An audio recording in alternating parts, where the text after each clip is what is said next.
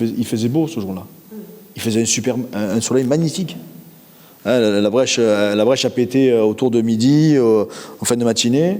Nous, on s'en a aperçu en début d'après-midi, on nous a été avertis en disant qu'il y avait une brèche, que peut-être il fallait regarder si elle avait un impact sur Bellegarde.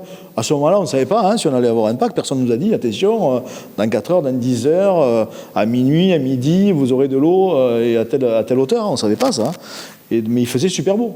Il ne pleuvait pas. Alors c'est vrai que quand on a poussé la porte, quand on rentre, ça vous coupe la respiration. Hein. Nous, on a tout perdu, il n'y avait plus rien. Hein. Plus rien. Hein. Moi, nous avons beaucoup de meubles anciens, tout flotté. On avait tout monté sur des quayrons, mais ça a servi à rien. Hein. À rien, voilà. Nous, on est évacué la nuit et au petit matin, on a été relogé sur le plateau chez des amis. Et au petit matin, nous sommes allés sur le lieu dit de la Madone, cette tour de garde, je dirais moyenâgeuse, qui permet d'avoir une vue à 180 sur la plaine de Beaucaire, de Fourques, de Bellegarde, de Saint-Gilles.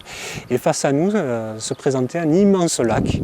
Et là, on s'est pris un gros coup de massue. Et je me rappelle regarder ma maman. Et là, j'ai vu vraiment son visage se décomposer, puisqu'en plus mes parents avaient une maison de retraite sur le site qui avait été évacuée à pied sec, hein, mais on savait que là, c'était en tout cas sur le plan économique très grave. Voilà. Moi, j'habite dans le sud. J'ai encore de la famille en Lorraine. Quand ils ont vu à la télé le reportage, eh ben, ils ont essayé de m'appeler et elle n'avait plus de téléphone puisque tout était coupé. Puis à l'époque, on n'avait pas les portables comme aujourd'hui.